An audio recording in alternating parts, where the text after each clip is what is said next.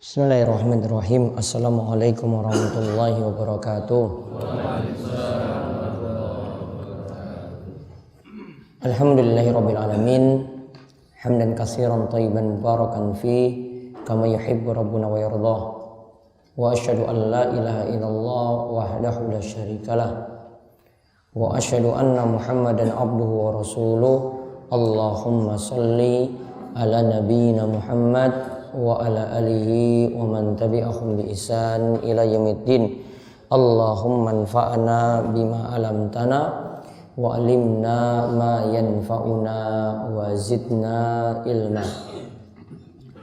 Alhamdulillah, para jamaah, Bapak sekalian yang mugi-mugi senantiasa dirahmati dan diberkahi oleh Allah Subhanahu wa taala. Kita bersyukur atas nikmat dan karunia yang telah Allah anugerahkan kepada kita sekalian di kesempatan pagi hari ini.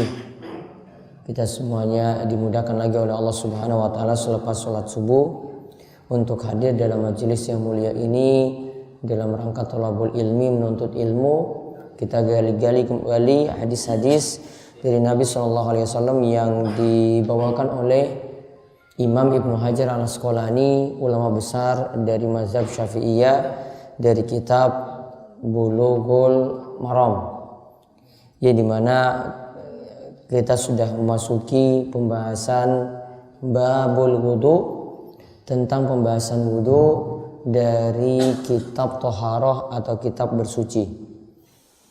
Dan kita telah sampai pada hadis 37 yang menerangkan tentang tata cara wudu yang disebutkan dalam hadis Utsman bin Affan dari Humran dari Utsman bin Affan. Dia mencontohkan tata cara wudu yang disampaikan oleh Nabi kita Muhammad sallallahu alaihi wasallam. Dan kita nanti akan mengulang hadis tersebut. Ya, mudah-mudahan bisa dinambah dengan hadis-hadis yang berikutnya. Monggo Pak Wasji untuk baca hadis nomor 37. Hadis ke-37.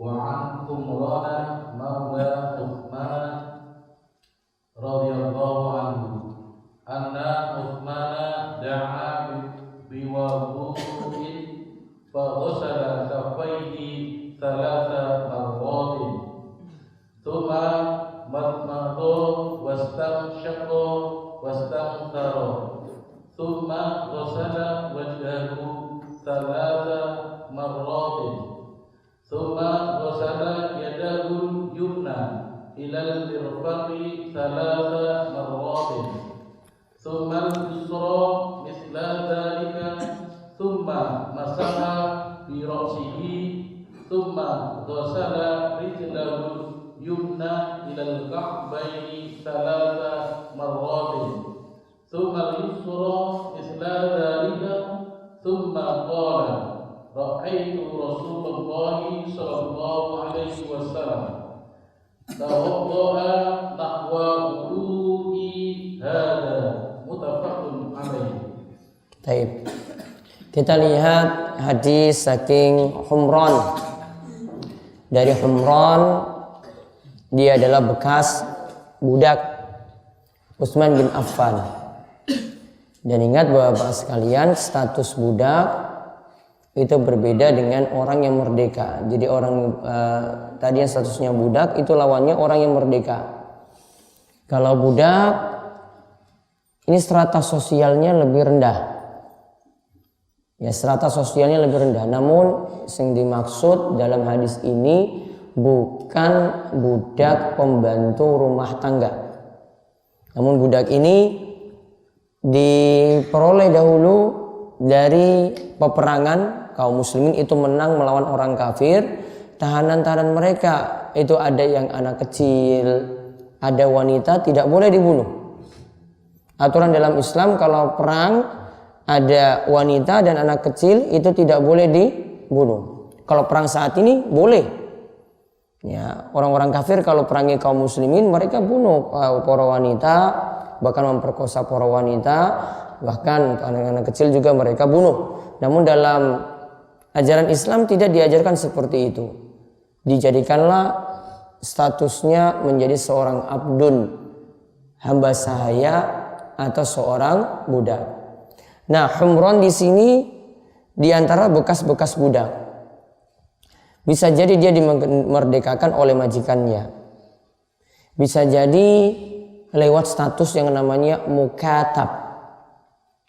Mukatab itu artinya budak ini bayar sekian, ya, sekian biaya yang dikehendaki oleh majikannya, maka dia akan merdeka.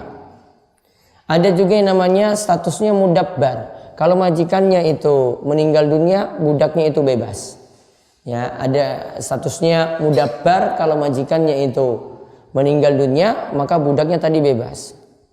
Dan budak ini kalau wanita, kalau sudah dimiliki, maka statusnya itu seperti seorang istri.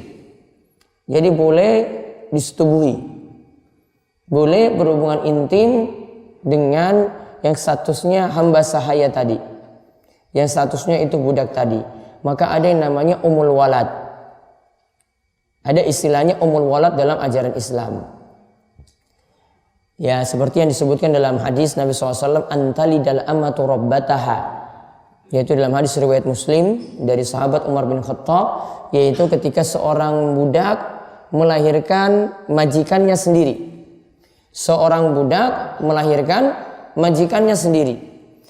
Jadi budak ini dia berhubungan intim dengan majikannya, kemudian anaknya itu lahir. Anaknya ini lahir statusnya nggak boleh budak lagi, namun diangkat statusnya menjadi majikan. Nah, berarti budak ini dia melahirkan majikannya sendiri. Nah, tentang tafsiran hadis tersebut pernah kami sebutkan malam Kamis, ya, kajian malam Kamis ketika membahas di akhir zaman itu perbudakan mulai banyak. Dan ada seorang budak itu melahirkan majikannya sendiri.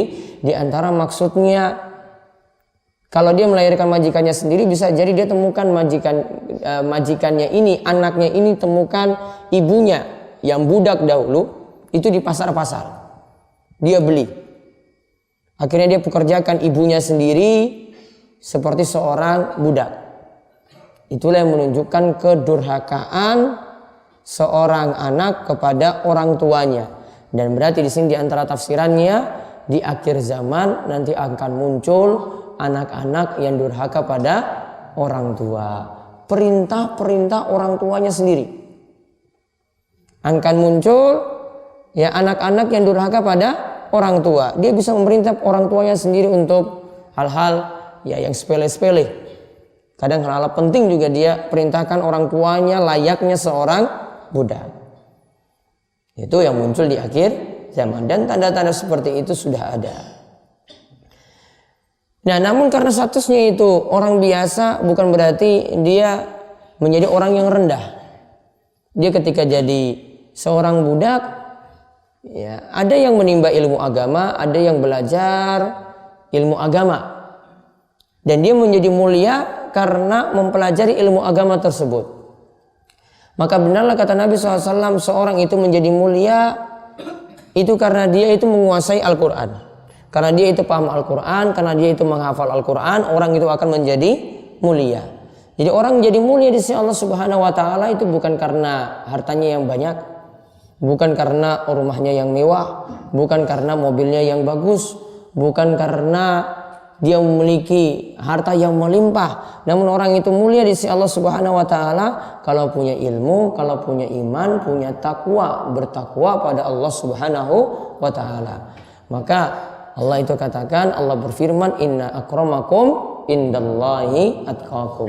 Sungguhnya yang paling mulia di antara kalian, akramakum, yang paling mulia di antara kalian, atqakum, yang paling bertakwa di antara kalian pada Allah Subhanahu Wa Taala. Jadi humron ini jadi orang yang mulia, mungkin lebih mulia daripada kita-kita, walaupun dia punya strata sosial yang rendah, namun dia punya ilmu yang banyak. Sama seperti ya bekas-bekas budak yang lainnya. Ada bekas-bekas budak yang lainnya jadi orang yang mulia di sisi Allah Subhanahu wa taala seperti Bilal bin Abi Rabbah, maka bahkan dapat jaminan surga. Bilal bin Abi Rabbah dapat jaminan surga. Dapat jaminannya itu karena Nabi SAW mendengar suara terompahnya. Sendalnya itu sudah terdengar di surga. Amalannya apa? Setiap kali selesai berwudu dia melakukan sholat kalih rakaat. Setiap kali habis berwudu dia melakukan sholat kalih rakaat, 2 rakaat. Maka dia menjadi orang yang dimudahkan oleh Allah Subhanahu wa taala untuk masuk surga, karena di samping dia gemar untuk beramal, ada keimanan yang beliau itu yaitu Bilal itu korbankan sehingga dia menjadi orang yang mulia di sisi Allah Subhanahu wa taala. Nah, kita lihat Humran mengatakan Utsman, yaitu berarti majikannya dulu. Berarti Humran ini belajar dari tuannya dulu. Utsman itu pernah meminta untuk diambilkan air wudhu. Berarti kesimpulan yang pertama yang bisa kita ambil dari hadis ini, boleh ketika berwudu minta bantuan orang lain. Boleh ketika berwudu kita minta bantuan orang lain. Jadi minta air wudu pada orang lain boleh. Jadi orang lain yang tuangkan kita air wudu boleh. Dan ini juga jadi tanda boleh minta tolong pada orang lain. Untuk hal-hal yang kita tidak bisa lakukan sendiri, boleh kita minta tolong pada orang lain. Juga hadis ini menunjukkan makna yang lainnya. Utsman mengajarkan sifat tawadhu. Utsman mengajarkan sifat tawadhu, yaitu rendah diri. Merasa dirinya biasa. Walaupun punya kedudukan jadi khalifah. Khalifah kalau di zaman ini sebagai apa? Ya, khalifah zaman ini jadi apa? Presiden. Ya, khalifah zaman ini jadi presiden. Namun lihat, dia minta air wudhu. Kemudian dia wudhu di hadapan orang banyak. Kalau presiden kan, kalau masuk ke masjid tempatnya kan sendiri, istimewa. Wudhunya juga berarti sendiri, ya gak gabung dengan kita-kita. Gak mungkin datang masuk, wah presidennya di situ bareng-bareng wudhu ngantri lagi. Ya, pasti ada pas pampers nanti yang jaga kan? Iya kan? Itu pasukan pengawalnya pasti jaga. Ya, pasukan pengawalnya jaga. Wah ini nggak boleh macam-macam, ini ganggu-ganggu Pak Presiden, nyikut-nyikut nggak boleh. Ya, kita kalau wudhu dempet-dempetan, nyikut-nyikut bisa. Kalau dengan Pak Presiden, ada yang pernah nyikut Pak Presiden coba ketika wudhu? Wah ini apa? Karena Pak Presiden paling cuma ini selfie. Ya, atau ayo Pak selfie dulu sebelum wudhu. Ya. Namun kalau kayak gini nggak mungkin. Ini Utsman sebagai seorang khalifah jadi orang yang biasa.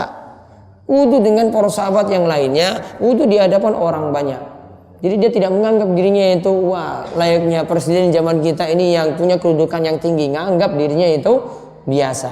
Berarti diajarkan sifat tawadhu. Namun ingat, tawadhu di sisi manusia, kita menganggap diri kita itu biasa di sisi manusia, itu jadi orang yang mulia di sisi Allah Subhanahu wa taala. Malah kalau kita jadikan diri kita itu kiber, sombong, ya, merasa di atas terus dari orang lain, malah di sisi Allah Subhanahu wa taala jadi orang yang rendah. Ya, jadi orang yang rendah. Ya, maka walaupun kita punya kedudukan yang lebih daripada orang lain, strata sosial kita itu lebih tinggi, kita mungkin menjadi seorang pegawai, ya, kita kumpul dengan orang-orang yang jadi petani biasa, maka jangan menganggap selalu istimewa di hadapan yang lainnya, karena yang membedakan kita di sisi Allah cuma takwa, seperti yang disebutkan dalam ayat tadi. Kemudian di sini Utsman ajarkan tata cara wudhu. Maka bentuk pengajaran, faedah yang kedua, bentuk pengajaran bisa dengan praktek langsung. Bentuk pengajaran bisa dengan praktek langsung. Ini praktek langsung loh. Ini tunjukkan tata cara wudhu seperti apa. Jadi kadang kita nggak usah banyak ngomong. Tunjukkan saja model pakaian seperti ini. Tunjukkan ini ya tampilan kita seperti ini. Orang lain nanti bisa ngikut. Nggak usah kita perintah-perintah. Oh kamu itu harus seperti ini, harus seperti itu. Tidak perlu. Sama juga Bapak sekalian ingin tunjukkan alat-alat yang jelek, yang kurang baik, tunjukkan juga pada tingkah laku.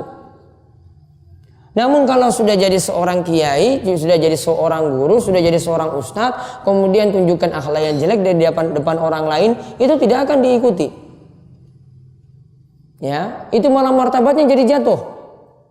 Atau kalau dia jadi panutan, ya berarti murid-muridnya juga ikut rusak sama seperti itu. Coba lihat, jenengan coba kalau ngaji, ya kiainya siap rokok di depan, ngaji sambil ngerokok, kira-kira muridnya ikut ngerokok nggak? Hah? Ngikut atau tidak? Ngikut. Oh sana nanti ngerokok, ini penuh dengan asap rokok, iya kan? Penuh dengan asap rokok. Ya ini tarik dulu terus maca hadis. Bismillahirrahmanirrahim. Niki wonten hadis saking Utsman. Tarik lagi. Kira-kira muridnya jadi perokok juga nggak? Iya. Malah digawake. Malah kayak ini rokoknya entek habis. Oh ini Pak Kiai kurang rokoknya. Ditambah. Iya. Pasti diikuti oleh murid-muridnya. Yang namanya pohon itu nggak jatuh, yang namanya buah itu nggak jatuh jauh dari pohonnya. Ya cuma cerak-cerak saja. Yang murid-muridnya ya sama. Dan ini juga akan mempengaruhi anak-anaknya sendiri. Kalau seorang guru itu anak-anaknya rusak, ya berarti gurunya ini juga atau bapaknya juga ya sama-sama rusak. Bapaknya yang jadi seorang guru juga sama-sama rusak. Coba lihat kalau anaknya itu jadi tukang mabuk, bapaknya guru, ustadz, kiai. Berarti kan ada yang salah dalam pengajaran. Masa bisa anaknya seperti itu? Pasti sebagai seorang guru, ya anak-anaknya itu nanti juga yang paling dekat dengan dia akan ikut jadi baik. Minimal sama. Kalau enggak jadi orang yang lebih baik dari bapaknya. Pasti seperti itu. Orang tua akan didik, ini enggak boleh seperti ini, enggak boleh seperti itu. Kalau anaknya juga malah buka-buka aurat. Pakai baju-baju seksi. Gaul sana sini. Bapaknya guru, ustadz, kiai. Oh berarti ini masalah gurunya. Ya, anaknya sendiri nggak diurus, mau ngurus orang lain coba. Anaknya sendiri nggak beres, mau ngurus orang lain. Maka guru bisa contohkan dengan akhlak, bisa contohkan langsung dengan mengajarkan ilmu seperti itu. Maka kalau mau cari guru, lihat ini orang dekatnya bagaimana, jadi atau enggak. Kemudian lihat tingkah pelakunya juga, bagus atau tidak. Lihat dia rajin sholat apa enggak. Masa kiai sendiri malas sholat. Masa kiai sendiri bolos sholat di masjid itu bolos coba. Samping rumah lagi. Absen. Subuh lagi absen coba. Di Arab kok. Apa Arab ning subuhnya ning Arab berarti jam 10.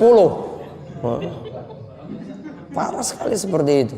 Lihat Utsman ini contohkan dengan tingkah lakunya. Utsman ini contohkan dengan prakteknya langsung. Dan ini Utsman lihat dari Nabi SAW praktek seperti itu juga. Berarti dari praktek orang bisa tahu amalan wudhu itu seperti itu. Sama juga dengan sholat. Ya bisa tahu praktek sholat juga seperti itu. Dan para sahabat itu kadang yang rata-rata tidak bisa sholat. Tahu nanti sholat di belakang Nabi SAW. Akhirnya mereka paham sholat. Bisa paham sholat seperti itu. Maka diantara faedah sholat berjamaah itu bisa mengajarkan pada orang-orang yang bodoh, orang-orang yang tidak tahu, akhirnya bisa paham sholat berjamaah.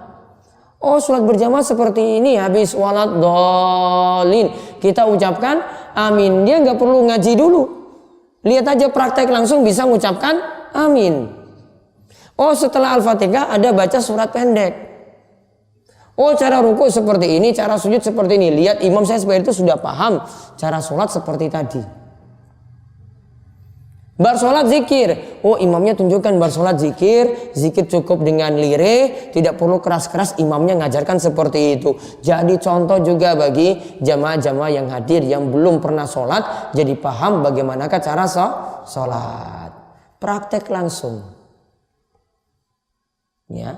Makanya Nabi SAW itu ajarkan kalau sholat. Sallu kama ra'aitumuni usolli. Sholatlah kalian sebagaimana kalian melihat aku sholat. Praktek langsung dari Nabi, ikuti.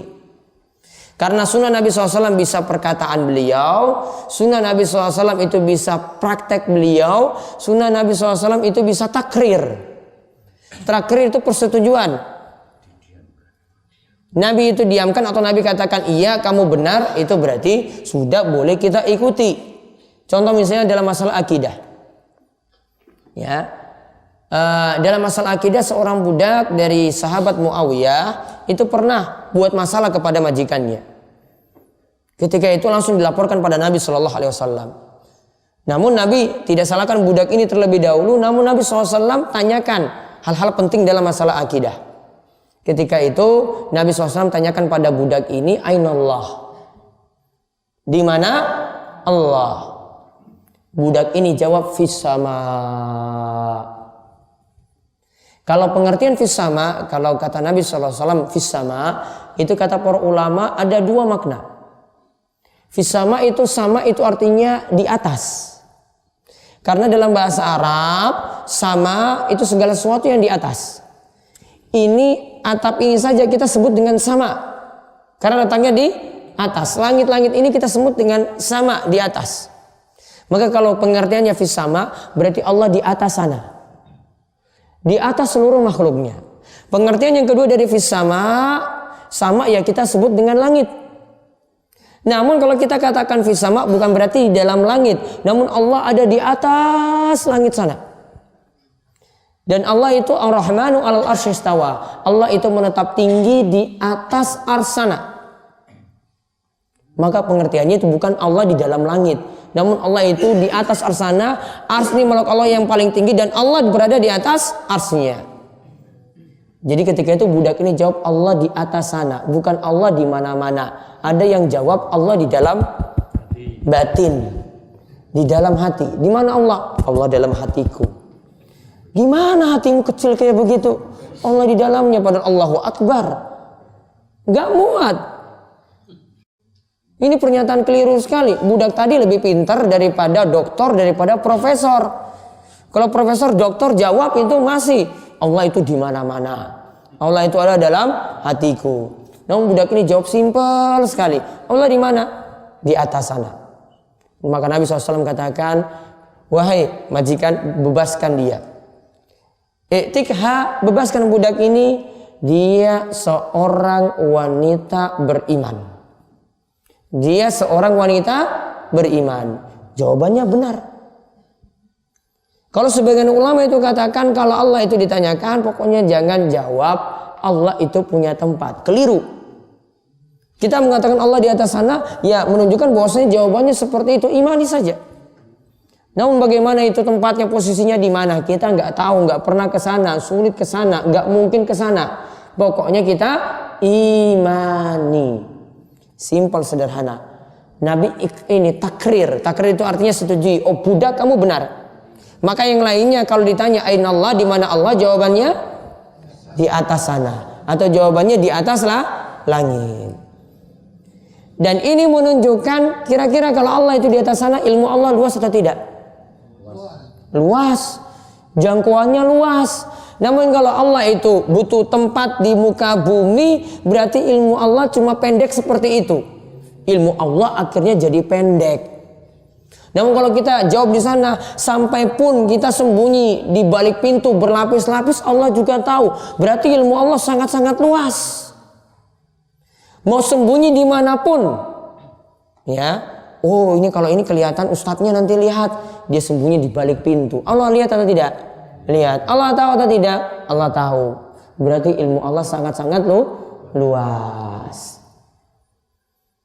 Ini beda dengan ilmu manusia. Sudah di balik pintu nggak paham. Ya, ada yang sembunyi di situ. Ya sudah nggak lihat, ya sudah nggak tahu apa yang dilakukan. Ilmu manusia terbatas. Dekat dulu baru tahu. Dekat pun tidak tahu dalam batin. Allah tahu dalam hati manusia seperti apa. Ini orang munafik. Ini orang beriman. Ini orang yang imannya kuat. Allah tahu. Ilmu Allah sangat-sangat luas. Walaupun jauh, namun sangat-sangat luas. Dan inilah yang menandakan meskipun jauh, Allah itu dekat dengan kita. Maka ada di antara sifat Allah juga, Allah maha dekat. Maka ketika ditanyakan, ya, jika Allah itu ditanya fa inni qarib, maka katakanlah Allah itu dekat. Maksudnya Allah dekat dengan ilmunya. Bukan berarti Allah itu butuh zatnya di dunia ini, namun Allah dekat dengan ilmunya. Ilmu Allah itu maha dekat dengan kita. Nah, itu faedah yang kedua. Jadi kalau mengajarkan ilmu itu butuh contoh dari kita terlebih dahulu. Ya, kadang tidak perlu kita banyak ngomong, berkoar-koar, ya, menyampaikan ceramah sana sini. Ternyata dia melakukan pelanggaran sendiri. Gak manfaat. Termasuk juga panjenengan kalau jadi takmir masjid juga demikian. Pintar ceramah, bisa ceramah. Bawa contoh dari diri sendiri terlebih dahulu. Mulai contohkan dari diri sendiri terlebih dahulu. Nggak usah sampai banyak ngomong namun nggak ada prakteknya sama sekali. Nah, kemudian dia contohkan. Cuci tangan 3 kali. Kemudian kumur-kumur dan masukkan air dalam hidung. Berarti faedah yang ketiga, ya, untuk membasuh anggota wudhu disunahkan 3 kali 3 kali. Untuk membasuh anggota wudhu disunahkan 3 kali 3 kali. Kecuali nanti yang kita lihat pada kepala. Ya, mengusap kepala nanti cuma sekali. Namun asalnya yang lainnya 3 kali 3 kali. Pertanyaannya, boleh nggak kurang dari 3 kali? Boleh. 2 kali 2 kali boleh. 1 kali 1 kali, yang penting sudah mencuci dengan benar, semuanya kena juga boleh. Pertanyaannya, boleh nggak lebih daripada 3 kali? 4 atau 5? Nah, kalau 4 atau 5 sudah lebih daripada 3. Kalau lebih daripada 3 tidak boleh. Di samping pemborosan, Nabi cela orang yang membasuh lebih daripada 3 kali. Tidak dibolehkan. Mendingan kurang daripada lebih. Dikatakan oleh Nabi SAW ketika lihat orang yang lebih seperti itu, Nabi katakan halakal mutanatti'un. Hancurlah orang yang berlebihan. Halakal mutanatti'un. Hancurlah orang yang berlebihan. Gak boleh berlebih-lebihan. Kurang masih boleh. Karena praktek Nabi SAW beliau praktek kurang dari 3. Namun kalau lebih daripada 3 tidak pernah dipraktekkan oleh Nabi SAW. Jadi jawabannya tadi, kalau 4 boleh nggak? Nggak boleh. 5 nggak boleh, sudah berlebihan, boros. Bahkan kalau kita berwudu, yang Nabi SAW itu ajarkan, beliau tidak banyak-banyak gunakan air. Kalau mandi saja, ini mandi junub, beliau SAW mandi dengan 4 mut. 1 mut itu semene.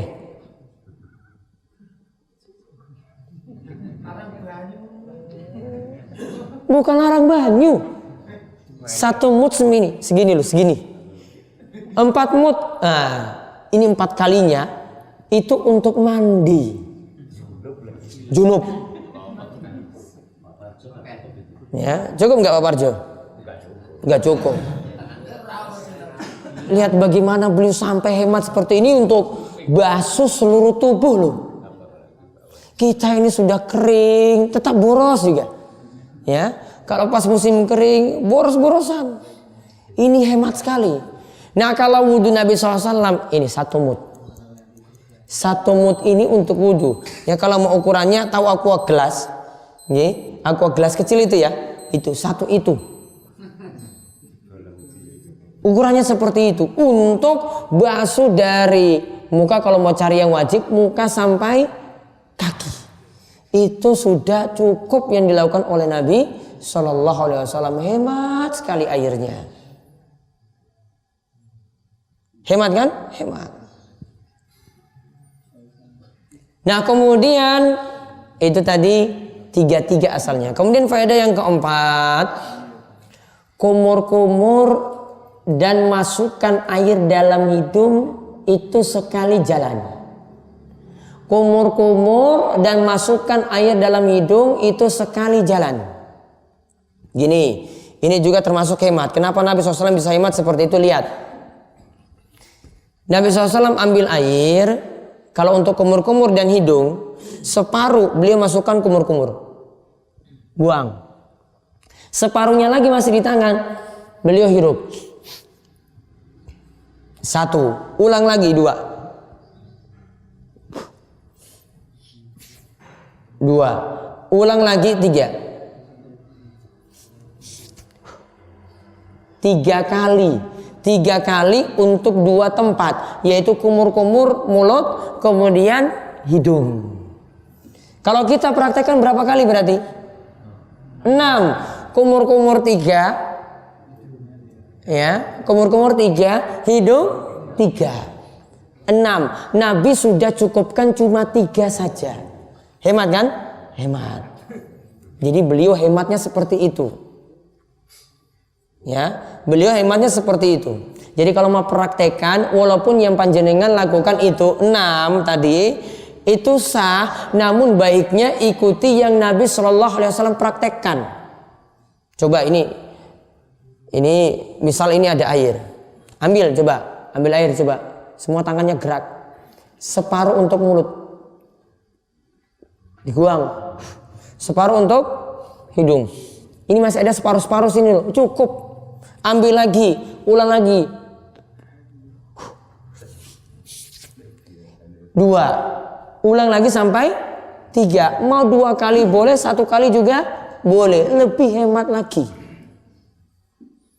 Jadi faedah yang keempat tadi, kumur-kumur dan masukkan air dalam hidung sekali jalan. Hemat. Ini praktek Nabi SAW di sini. Kemudian kita lihat Nabi SAW mencuci wajah 3 kali. Berarti faedah yang kelima, Nabi SAW itu mencuci wajah 3 kali. Mencuci wajah itu mana wajah? Wajah itu ini. Tumbuh rambut normal. Ini ya. Rambut normal tumbuhnya sini ya. Kalau nggak normal lagi di sini. Ya lah. Kalau nggak normal lagi di sini kan? Di sini. Kalau normalnya di sini. Nah, batas rambut ini turun. Batas telinga ini turun lagi. Jenggotnya ini masuk. Nah, maka ambil air, basuh. 1. Kalau sudah kena semua cukup, nggak masalah. Mau ambil lagi 2. Mau ambil lagi 3. Dan ini dikatakan gosala. Gosala itu artinya mencuci, membasuh. Berarti airnya tadi lebih banyak daripada mengusap. Ya, airnya itu dialirkan. Sekarang pertanyaannya, apakah mesti ketika itu kita alirkan air pakai keran? Coba lihat di sini. Utsman minta kepada Humran, ambilkan air untukku. Tidak disebut keran di sini kan? Tidak disebut keran di sini. Bisa jadi Utsman cuma diletakkan wadah, kemudian dari wadah itu dia ciduk sendiri. Alirannya tidak seperti keran turun, namun ngambil kumur-kumur. Kira-kira pakai keran lebih hemat ataukah pakai wadah sendiri? Ya, lebih hemat pakai keran atau wadah sendiri? Wadah sendiri. Maka kalau pakai keran, cara hematnya lagi, mau cara hemat, itu kerannya setiap pindah anggota wudhu, itu baiknya kerannya dimatikan dulu. Iya, itu praktekkan seperti itu. Saya pernah ditegur ketika di Arab, padahal di sana airnya banyak. Air di Arab itu kalah loh dengan Indonesia, itu kalah jauh banyaknya. Padahal tempat kering, namun mereka melakukan desalinasi air laut ya air garam itu diubah ke air tawar, itu desalinasi namanya. Itu melimpah. Air laut pernah habis nggak? Air laut pernah habis nggak? Nggak habis-habis kan? Diambil sama orang Arab itu di desalinasi tadi, disalurkan ke seluruh kerajaan Saudi Arabia. Maka nggak ada air itu kering. Ya, nggak ada air itu kering. Akhirnya sudah banyak kayak gitu. Mereka praktekkan itu. Waktu itu saya salahnya itu ya ketika basuh kepala saya tidak matikan keran. Ditegur orang sebelah, wudhu sama-sama. Dan dulu itu wudhunya itu nggak ada. Mereka itu pokoknya tempat apapun gunakan untuk wudhu. Saking semangatnya ibadah. Wastafel yang kita biasanya cuci tangan itu pakai untuk wudhu. Berarti itu cuci kakinya bagaimana? Hah? Cuci kakinya bagaimana? Kakinya diunggahke. Kita bilang nggak sopan, mereka bilang itu yang bagusnya seperti itu. Sopan itu menurut mereka. Ya, malah kalau ngantri di situ banyak orang ngantri. Ngantrinya di sini saja pakai aja bebas. Ya, kakinya dinaikkan ke atas. Ini kalau yang naik pesawat, prakteknya juga seperti itu. Nggak bisa buat lantai itu basah. Nggak boleh di pesawat buat lantai pesawat itu basah. Nggak boleh. Kakinya harus dinaikkan ke atas kalau mau wudu. Ya, maka naikkan.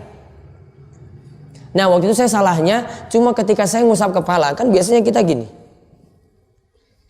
Ini kan butuh gerakan kan.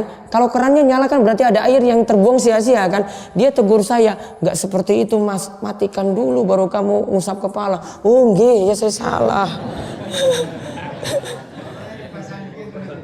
Bahasa Arab maksudnya. Negur itu, masya Allah. Saya bilang jazakallah khair, masya Allah sudah ngajarkan kebaikan untuk saya itu. Mereka kalau negur halus sekali.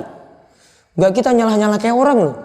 Wow mas itu kamu itu boros sekali itu ya kan. Kalau itu kayak gitu kan, nyalahkan dulu. Mereka tegur baik-baik. Mas gak seperti itu, matikan dulu. Langsung kita tegur, oh iya jazakallah khair, masya Allah baik sekali. Kita itu bar sholat tuh kadang ditegur juga sederhana.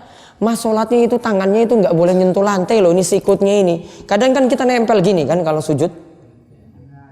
Ya, ini gak boleh. Ini cara sujudnya, maaf, sujudnya anjing. Gak boleh sholat tuh nempel tangannya ke lantai. Nah mungkin karena kita badannya kurus, saya sudah biasanya angkat. Mungkin dia lihat di sebelah itu, saya itu nempel. Ya saya itu biasanya angkat. Namun dia rasanya itu, lihat saya itu nempel sikutnya ke bawah. Dia tegur juga habis sholat.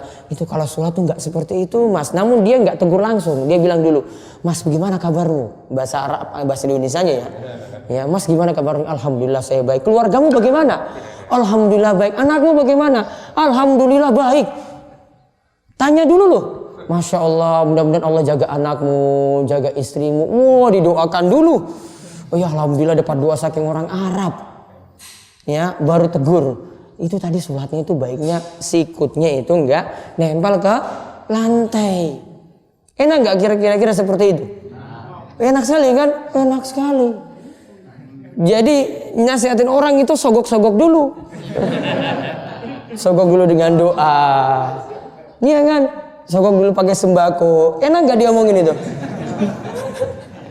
Diomongin enak sekali. Gak berkutik. Wes nompo.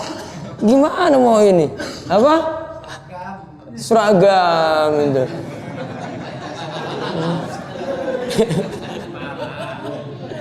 Enak, jadi ada trik gitu loh, ada trik.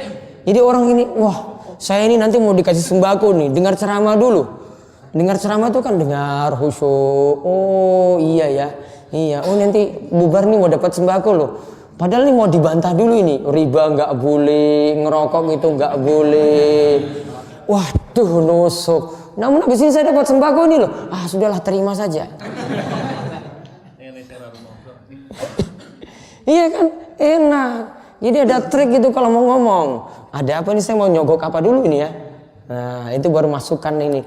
Oh ini kayak gini loh. Oh kayak gini. Nerima insya Allah. Namun nggak tahu pulang nanti praktekkan atau enggak. Yang penting masuk dulu. Ya. Gitu. Kemudian faedah keberapa lagi? Lihat kemudian Nabi SAW gosla yadaul yumna ilal mirfaq salasam marrat summal yusra misla dzalik.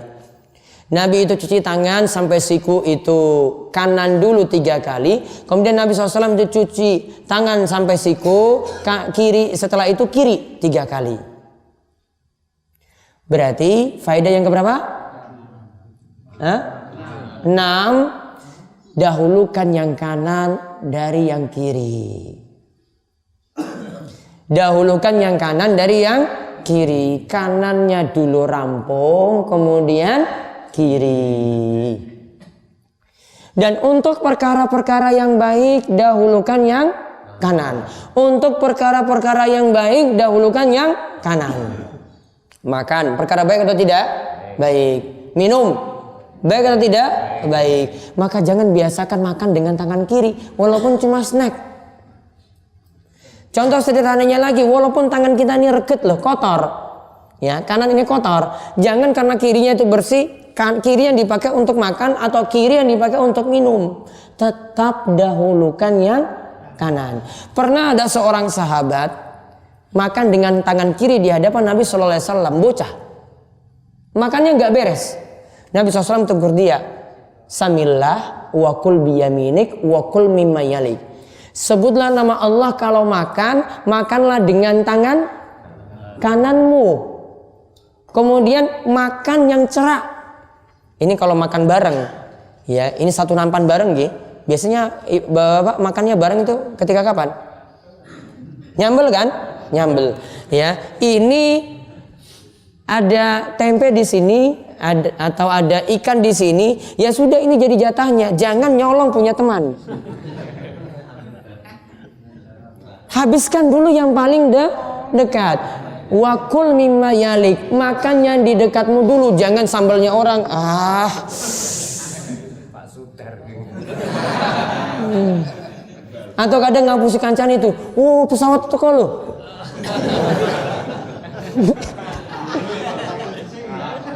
Wah, itu loh, apa? Ora, gue gerik. Makan yang dekatmu dulu. Sencerah ini habis dulu. Kalau ada yang kurang baru, saya boleh minta itu enggak? Oh boleh, ambil. Yang cerah dulu dihabiskan. Adab makan seperti itu.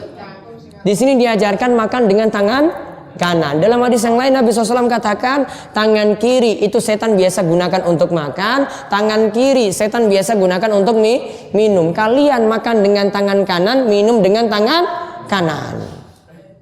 Sederhana tapi banyak yang langgar. Sederhana tapi banyak yang nggak mau praktekkan. Bakso dua-duanya mie ayam, sikat aja 2 jalan. Cukup 1. Iya tak, kalau bakso gimana? Ini mie, yang satu baksonya. Mie, bakso. Dua-duanya jalan. Ganti cara seperti itu, cara jahiliyah. Jahiliyah itu apa jahiliyah? Bodoh, orang ngaji. Kalau ngaji berubah, yang tadi pakai kiri ubah jadi kanan. Nanti praktekkan dulu di bawah. Ya, praktekkan. Awas ada yang ini kanan. Itu kerupuknya tangan kiri, sing ayam tangan kanan, nggak boleh. Dua-duanya tangan kanan. Ya, pokoknya tangan kanan itu dipraktekkan untuk yang baik. Yang tangan kiri, bagian yang kiri untuk yang jelek. Contohnya apa? Ngerokok.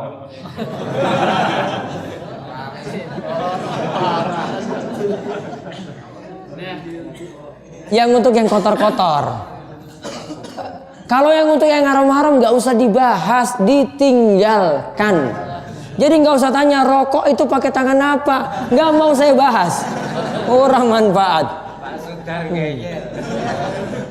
Sama tanya juga, ini mau pegang, ini miras ini mau pegang tangan kanan apa tangan kiri, sama nggak usah dibahas, tinggalkan. Rokok, tinggalkan, nggak usah dibahas. Duit kok diomong. Iya, gue ngerti kok keras kepala. Orang Ambon bilang itu yang keras kepala itu kepala batu, ya. Kepala batu ya artinya nggak bisa ini, ngeyel, masuk gini keluar gitu, nggak ada praktek atau amalannya. Ya, pokoknya leren di sini. Stop. Iya. Itu ada. Ini sudah ngerti di sini. Ya. Apalagi kalau dulu itu ngaji, ya nah dulu bapak ngaji itu kan kayak gitu kan, disediakan asbaknya sendiri, masya Allah, ya disediakan snacknya juga, snacknya rokok, narik sebelum ngaji, ya nah, alhamdulillah sudah berubah. Kemarin jamaah saking Jawa Timur itu datang sini itu heran itu, wah ini kok di desa ini kok nggak ada yang rokok sama sekali. Iya pak, itu sebenarnya sembunyikan rokoknya pak itu. Kadang kalau saya lewat tuh disembunyikan, Ustadz lewat ini. Gimana kabarnya? Apa lah nih gurih bagi apa? Bagaimana Pak? Karena di gua, Ustadz. Sehat-sehat. Iya di sini tuh biasa. Pak itu lagi disembunyikan aja itu belum tuh, tapi syukur Pak itu memang ngaji sekarang nggak pakai rokok. Dulu itu disediakan. Jadi snack itu. Ya, gorengan mungkin nggak mau, yang penting udah tarik terus ngajinya jam 10. Iya toh? Iya. Alhamdulillah sudah berubah itu. Ya. Namun ada sebagian tempat yang saya ngaji masih narik-narik juga. Ya, dia cara jendela situ tarik. Pak Sudar.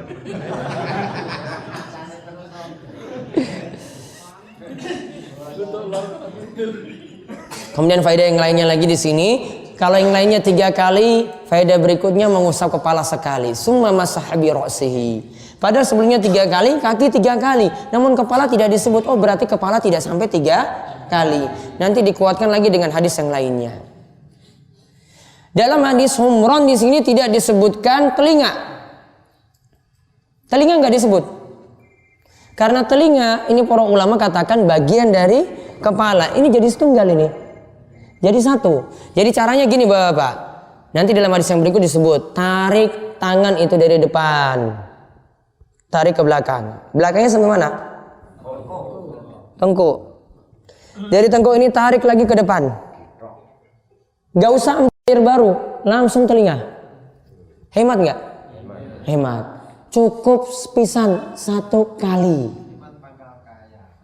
Coba dipraktekkan, coba tangannya semuanya di depan. Tarik ke belakang. Sampai tengkuk, tarik lagi ke depan. Terus langsung lanjut telinga. Wes, tangannya telas saja, nggak usah dialirkan. Beres itu selesai. Langsung kaki. Nah, kaki di sini sampai mata kaki 3 kali, 3 kali.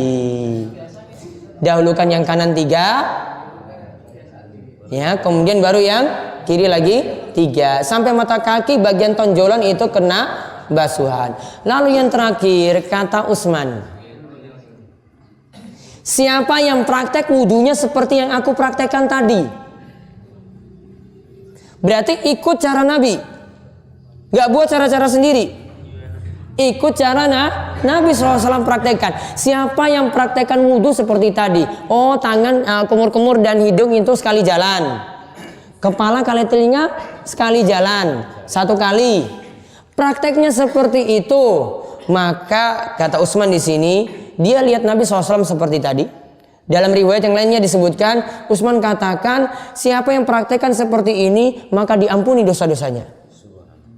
Ya, sederhana sekali. Ikuti contoh baginda Nabi SAW. Siapa yang praktekkan seperti itu, maka akan diampuni dosa-dosanya. Dosa-dosa itu diampuni cuma karena wudunya sesuai dengan tuntunan Kanjeng Nabi Sallallahu Alaihi Wasallam. Maka ini pentingnya ya setiap amalan kita itu mengikuti tuntunan Nabi Sallallahu Alaihi Wasallam. Ya, jadi kita praktekkan seperti tadi. Wallahu a'lam bishawab. Tata cara wudhu itu seperti itu. Nanti setelah ini baru kita bahas detail-detail, rincian-rincian. Kepala bagaimana, telinga bagaimana, kaki bagaimana. Itu dibahas lagi rinci. Jadi bahas umum dulu semuanya. Terus disebutkan nanti dalilnya satu persatu lagi untuk pembahasan wudhu ini. Nah, ini saja yang bisa kami sampaikan untuk pembahasan pekan depan libur. Ya, saya izin ya 2 kali. Jadi liburnya pekan 2 kali. 2 pekan itu libur. Pekan depan kan tanggal 15 nggih. Kemudian tanggal 22 ya. Nanti saya balik tanggal 23. Nah, 23 berarti malam Kemisnya setelah itu baru ada. Baru nanti tanggal 29 lagi ada di sini. Ya, namun yang nanti yang bahasa Arab itu ada bahasa Arab tanggal 14, kemudian tanggal 27, 28, 29. Lalu nanti saya infokan lagi mulai nanti dari Maret, insya Allah kita akan buat program pembinaan dai, sekolah dai. Namun cuma diwakilkan dulu satu masjid satu orang. Nanti yang belum angkatan kedua. Ya, yang belum nanti angkatan kedua. Malam Senin lagi, pekan depan juga libur ya. Pekan depan libur. Ya, karena malam Senin lagi pekan depan. Nanti kita sekolah dai. Nanti perwakilan dari masjid cuma satu. Wajib nginap nanti di sini. Nginap. Wajib nginap. Nanti malam Minggu, cuma malam Minggu aja. Tapi nanti sampai pagi. Acaranya nanti pulang ya jam 6 sampai jam 7 saya buat ada pelajaran lagi jam 7 monggo pulang, nggak masalah. Yang penting wajib nginap. Hotelnya sudah disediakan, masya Allah empuk-empuk gitu daripada tempat tidurnya bapak di rumah. Fasilitasnya full. Tempat tidurnya sudah empuk, ya. Juga bantalnya juga, AC-nya angin cendela, ya. Ya, sudah cukup. Ini aja sudah empuk sekali loh ini karpetnya di atas ini. Bisa tidur di sini juga. Ya. Ini hotelnya sudah siap. Ya, fasilitas makannya juga full, servis full. Ya. Yang biasanya kalau pesawat tuh Garuda servis full kan, ini full lagi ini. Mau makan ya porsi besar nggak masalah, kita tanggung. Kalau orangnya 30 kita jatahnya 40 orang karena ngerti makannya itu bukan nambah tapi biasanya langsung gunung. Wis ngerti nih, ada yang proyek, ada yang tani, ada yang ini. Orang itu rokok maksudnya. Namun orang itu gawa rokok. Jangan dilek-dilekan di sana itu tarik gitu nggak boleh. Ya. Terus mau minum, mau ngopi juga disediakan kopi. Masya Allah itu. Air disiapkan. Pas lagi pelajaran haus, bikin minum sendiri. Air panas disediakan. Ini bahasa Arab aja sampai betah di sini, lu pengen tinggal terus. Ini nggak pulang-pulang coba, ini sampai pagi. Itu, ya, setuju ya? Nanti jadi program seperti itu. Nanti jumlahnya kita batasi dulu. Jumlahnya kita batasi. Mungkin yang pengajian Ahad pagi dulu, yang ini. Nanti angkatan berikutnya nanti gilir. Atau nanti ini sebagian kecamatan sini, sebagian kecamatan itu nanti kita ambil kecamatan yang lain perwakilan-perwakilan. Seperti itu untuk program bulan Maret. Nanti saya sebarkan formulirnya, nanti tinggal diisi. Kita batasi dulu 30 peserta. Ya, 30 peserta. Karena fasilitas hotelnya kamarnya cuma segitu. Ya, kamarnya cuma segitu. Jadi nggak bisa muat banyak. Mau yang sepuh, mau yang nom boleh. Ya, resikonya nggak bawa istri. Itu aja. Ya, jadi nggak ada pertanyaan dulu. Ya, pertanyaan cukup. Tanya apa? Titipan aja nih, satu aja. Assalamualaikum warahmatullahi wabarakatuh. Waalaikumsalam warahmatullahi wabarakatuh. Ustaz, ini ada titipan pertanyaan terkait dengan fidyah sholat. Ada suatu peristiwa ini, ada salah satu orang yang pada saat itu sudah kritis dan tidak mampu untuk melaksanakan sholat. Dan oleh anak-anaknya dia itu memberikan fidyah sholat katanya. Bentuknya apa? Bentuknya berupa beras beberapa kilo untuk beberapa orang. Itu katanya diijab kabulkan itu sebagai pengganti sholat ayahnya karena beberapa sholat tidak. Oh, rakaat berapa kilo berarti? Tahu. Wah. Ijab kabulnya seperti itu. Coba lihat, sulit kan tentukan kadarnya kan. Rakaat berapa kilo? Taruhlah 1 kilo. Berarti kalau ada 1000 rakaat yang ditinggalkan berarti 1 ton.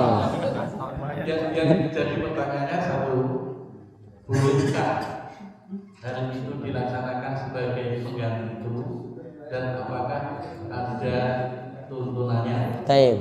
Yang pertama itu tidak ada tuntunannya. Karena yang ada tuntunannya cuma fidyah itu untuk puasa. Allah katakan dalam surat Al-Baqarah, wa 'alal ladzina yutiquna fidyatun ta'amu miskin. Bagi yang tidak mampu puasa, dia punya kewajiban untuk memberikan fidyah berupa makan yang diberikan pada orang miskin. Dan puasa dan fidyah itu cocok. Masih nyambung. Oh, saya nggak makan, saya beri fidyah. Nyambung kan? Karena ketika puasa kita tinggalkan aktivitas makan. Maka gantinya beri makan. Masih nyambung. Namun kalau sholat tidak ada tuntunannya, dikeluarkan fidyah. Perlukah diganti? Jawabannya kalau sholat tidak. Jadi bagaimana? Kalau memang fisiknya sudah nggak kuat lagi sholat, terutama bukan fisiknya ya, pikirannya nggak mungkin lagi. Dalam pikirannya ini sudah hilang ingatan. Taruhlah itu hilang ingatan. Tidak punya ingatan lagi, maka sholatnya jadi gugur, statusnya seperti orang gila. Orang gila itu tidak punya ingatan, statusnya jadi gugur. Anaknya tidak punya kewajiban juga untuk ganti sholat dari orang tuanya, sudah hilang ingatan seperti itu. Dia tinggal banyak berdoa, anak-anaknya banyak berdoa, banyak minta ampun, karena sudah hilang. Dan pena itu diangkat dari orang yang gila sampai dia itu sadar. Kalau belum sadar ya belum diangkat pena. Artinya tidak diwajibkan untuk sholat. Berarti gugur. Tidak ada gantinya juga. Ya cukup nanti anaknya banyak-banyak doa, minta ampunan kepada orang tua tadi. Mudah-mudahan dosa-dosanya itu diampuni. Fidyahnya tidak ada. Mau nakar juga sulit. 1 rakaat berapa sekarang? Itu saja tidak ada ketetapannya. Mau buat-buat malah buat bid'ah.